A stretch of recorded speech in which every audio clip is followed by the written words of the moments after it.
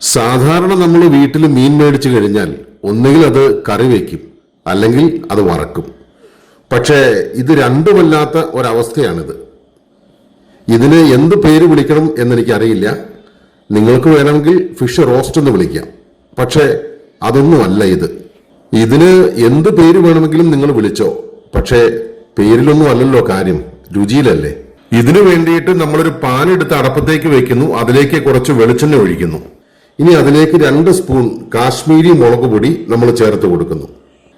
ഇനി അതിലേക്ക് നമ്മൾ പൊടിച്ചെടുത്ത നല്ല മഞ്ഞൾപ്പൊടി ഒരു ലേശം ചേർത്ത് കൊടുത്തു. അതുപോലെ തന്നെ നമ്മൾ പൊടിച്ചെടുത്ത കുറച്ച് കുരുമുളക് പൊടിയും ചേർത്ത് കൊടുത്തു. ഇനി പാകത്തിന് ഉപ്പും ചേർത്ത് നന്നായിട്ടൊന്ന് ഇളക്കി ലോ ഫ്ലെയിമിൽ ഒന്ന് കത്തിച്ചു കൊടുക്കാം. ചെറുതായിട്ട് ഒന്ന് ചൂടായി ഒരുവിധം നന്നായിട്ട് തിള വന്നു കഴിയുമ്പോൾ അതിലേക്ക് നമ്മൾ 1 സ്പൂൺ ചതച്ച വെളുത്തുള്ളിയും കുറച്ച് കറിവേപ്പിലയും കൂടിയിട്ട് നന്നായിട്ട് ഒന്ന് വഴറ്റിയെടുക്കുന്നു. സ്റ്റൗ നമ്മൾ ഇപ്പോഴും ലോ ഫ്ലെയിമിലാണ് വെച്ചിരിക്കുന്നത്. ഇനി നമുക്ക് നന്നാക്കി വെച്ചിരിക്കുന്ന മീൻ അതിലേക്ക് ചേർത്ത് കൊടുക്കാം. ഇത് എടുത്തിരിക്കുന്ന നല്ല മുഴുത്ത 3 അയിലയാണ്. അത് നമ്മൾ അതിലേക്ക് വെച്ചു കൊടുത്ത് ഒരു 2 മിനിറ്റ് അങ്ങനെ തന്നെ നിന്ന് വേവിക്കാം. അതിനുശേഷം കൈകൊണ്ട് തന്നെ നമുക്ക് ഇതൊന്ന് മറച്ചിട്ട് കൊടുക്കാം. ഇപ്പൊ നമ്മൾ മറച്ചിട്ട് കൊടുത്തു. അരപ്പെല്ലാം എല്ലാ ഭാഗത്തും ആകണം. ഇപ്പോ അരപ്പൊക്കെ ഏതാണ്ട് എല്ലാ ഭാഗത്തും ആയിട്ടുണ്ട്. ഇനി നമ്മൾ ഇതിലേക്ക് ചേർത്ത് കൊടുക്കുന്നത് വാളംപുളി പിഴിഞ്ഞ വെള്ളമാണ്.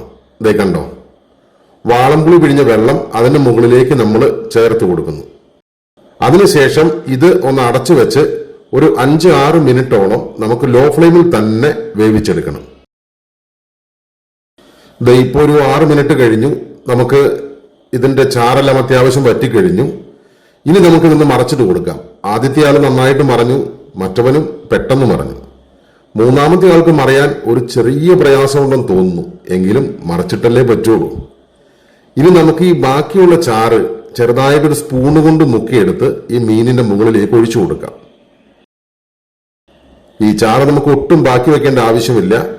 ഇനി നമുക്കിത് അടച്ചു വെച്ച് ഒരു 6-7 മിനിറ്റോളം ലോ ഫ്ലെയിമിൽ തന്നെ വേവിക്കാൻ വെക്കാം.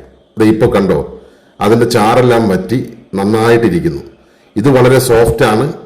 പാകത്തിന് ഉപ്പും മുളകും ആ പുളിയുടെ ചെറിയൊരു സ്വാദും അത് മാത്രമല്ല നമ്മുടെ ആ വെളുത്തുള്ളിയുടെ ചെറിയൊരു ഫ്ലേവറും കൂടി വരുമ്പോ എന്റെ പൊന്നോ, ഇതിന്റെ രുചി വേറെ ലെവലാ.